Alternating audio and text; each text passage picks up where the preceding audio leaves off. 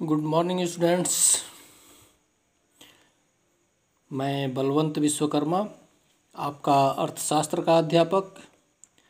आज 6 मई है। कल हम लोगों ने जो पढ़ा था उससे आगे बढ़ेंगे। कल हम लोगों ने देखा था कि तटस्थता वक्र होती क्या है और उसकी क्या क्या विशेषताएं हैं। आज हम देखेंगे कि तटस्थता वक्र का जो विश्लेषण किए, उस विश्लेषण के साथ उपभोक्ता का संतुलन कैसे स्थापित होता है। इस टॉपिक में हम देखेंगे कि जो है हमने 2 बेसिक कंसेप्ट पढ़ा था, एक बजट और बजट लाइन के बारे में, दूसरा तटस्थता वक्र के बारे में। बजट लाइन में हमने देखा था कि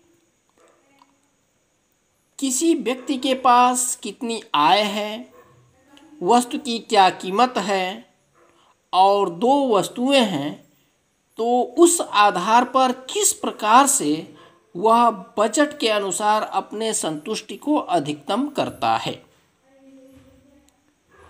मैंने पहले वाले कंसेप्ट में मैंने बताया था कि बजट लाइन कैसे ड्रा होता है। मान लीजिए यह एक्स अक्ष है और यह वाई अक्ष है। एक्स अक्ष पर एक्स वस्तु है और वाई वस्तु पर वाई वस्तु है। उपभोक्ता के पास कुछ आय है, जैसे मान लेते हैं कि 50 रुपये है। वस्तुओं की कुछ न कुछ कीमत होगी।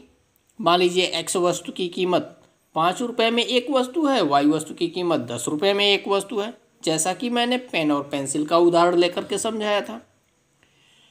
तो इस 50 रुपये में एक्स वस्तु की अधिकतम मात्रा ओ बी, ओ से बी तक मात्रा कोई भी व्यक्ति खरीद सकता है।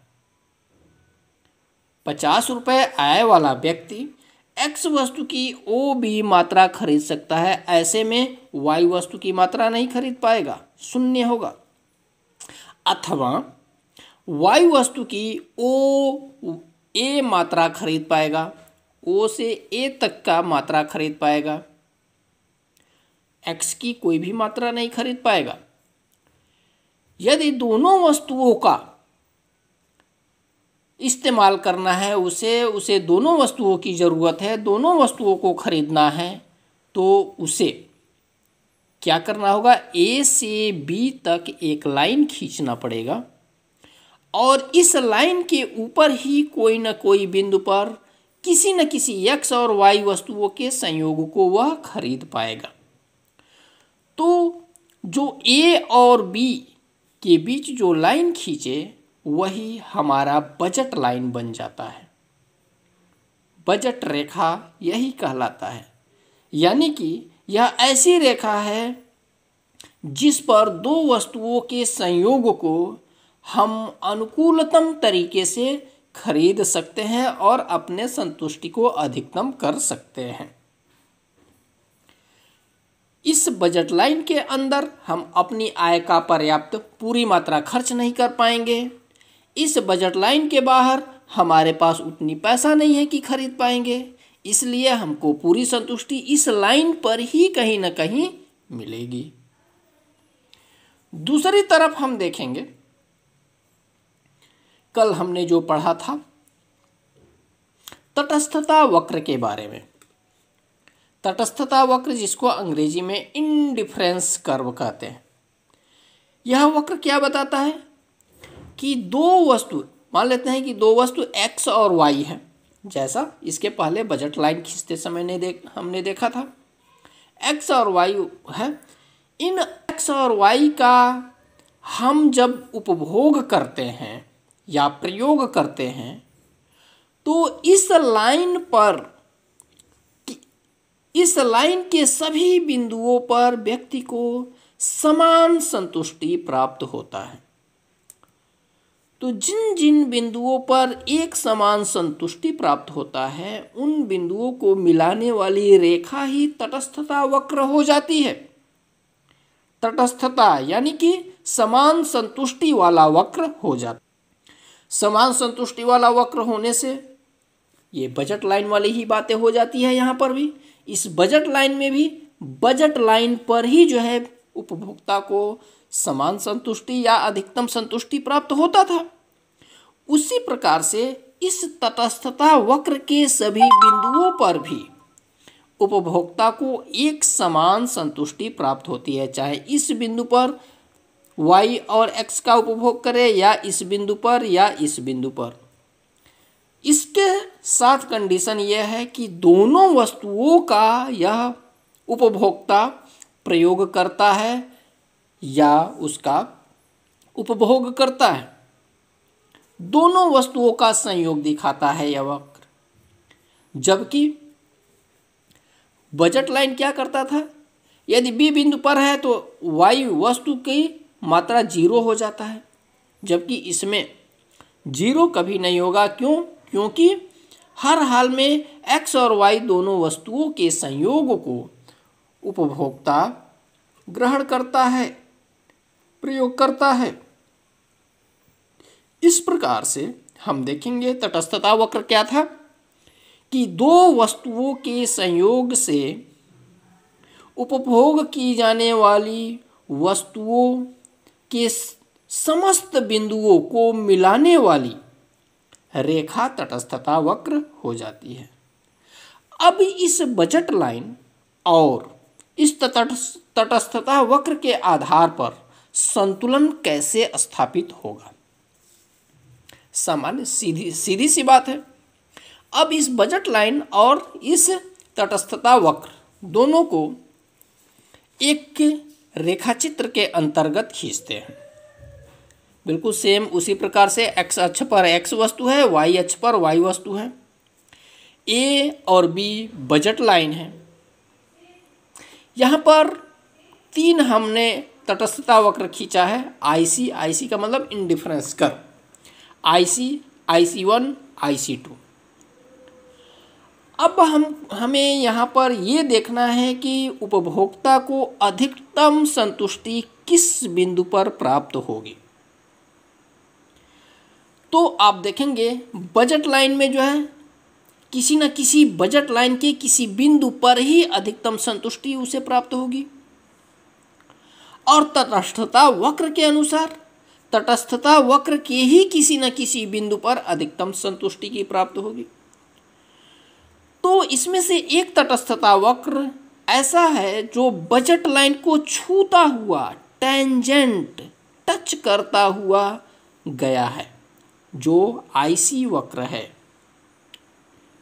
IC वक्र बजट लाइन को E बिंदु पर टेंजेंट करता हुआ, टच करता हुआ आगे बढ़ा है।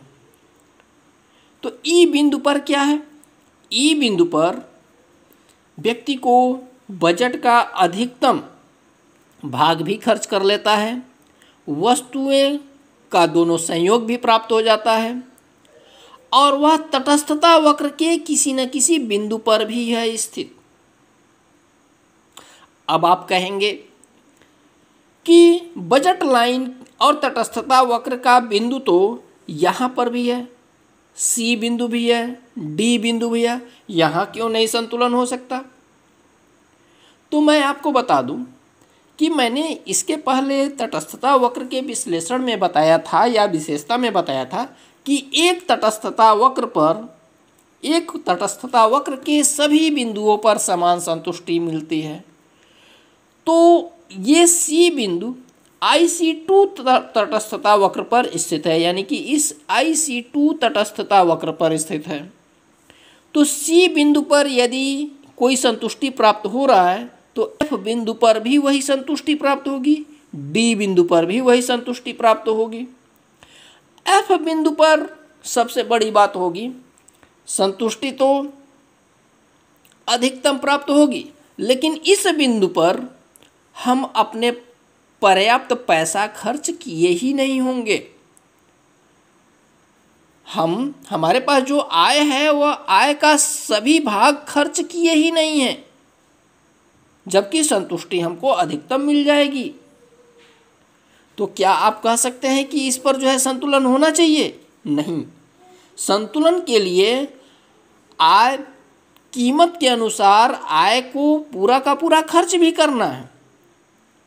यदि पूरा नहीं खर्च किए रहेंगे तो हमारे मन में रहेगा कि अभी जो है पैसा हमारे पास कुछ न कुछ बचा है, इससे ज़्यादा संतुष्टि प्राप्त हो सकती है। इसलिए यह बिंदु सी बिंदु या डी बिंदु संतुलन वाली बिंदु नहीं हो सकती। अब आप कहेंगे जी बिंदु जो IC1 वक्र पर स्थित है वहाँ पर क्यों नहीं संतुलन होगी?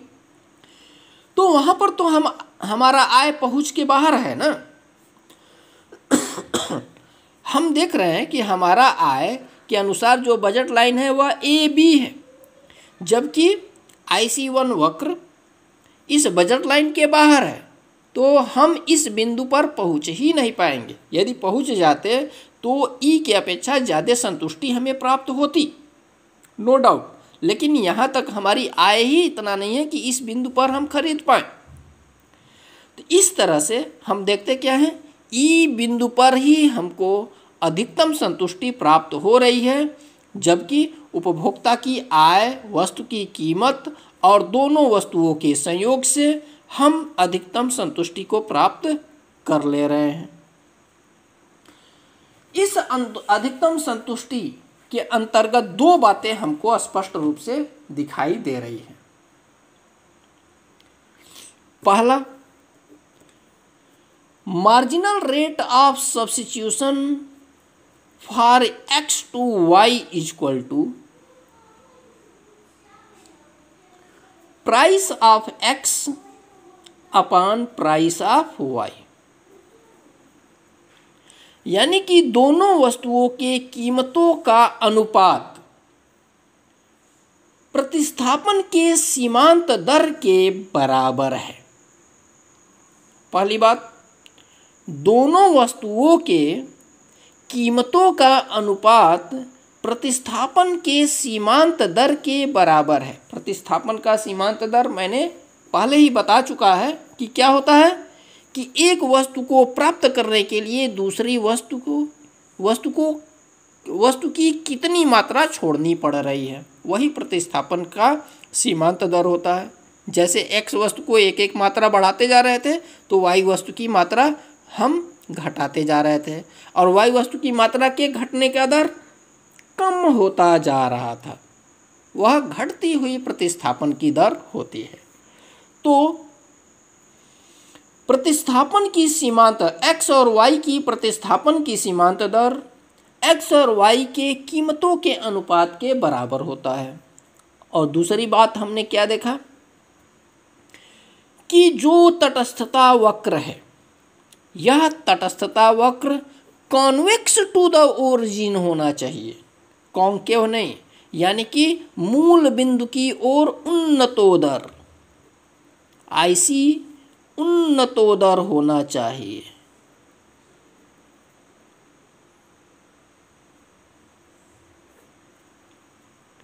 उन्नतोदर होगा तभी जो है तटस्थता वक्र बनेगा और उसकी विशेषता को हम प्राप्त कर पाएंगे, और ऐसी दशा में हम उपभोक्ता के संतुलन को स्थापित कर पाते हैं। ये था आज के टॉपिक में तटस्थता वक्र विश्लेषण एवं उपभोक्ता का संतुलन। मैंने इसके पहले एक चीज़ और बताया था कि उपभोक्ता का संतुलन दो आधारों पर स्थापित किया जाता है। एक आधार तो था ह्रासमान सीमांत उपयोगिता का नियम के अंतर्गत उपभोक्ता का संतुलन, और दूसरा था तटस्थता वक्र विश्लेषण के अंतर्गत उपभोक्ता का संतुलन। तो आज हमने देख लिया तटस्थता वक्र विश्लेषण के अंतर्गत उपभोक्ता का संतुलन कहाँ और कैसे स्थापित होगा। कल हम देखेंगे कि ह्रासमान सीमांत उपयोगिता नियम के अंतर्गत उपभोक्ता का संतुलन कैसे स्थापित होगा। इस वीडियो में आज के लिए बस इतना ही। धन्यवाद।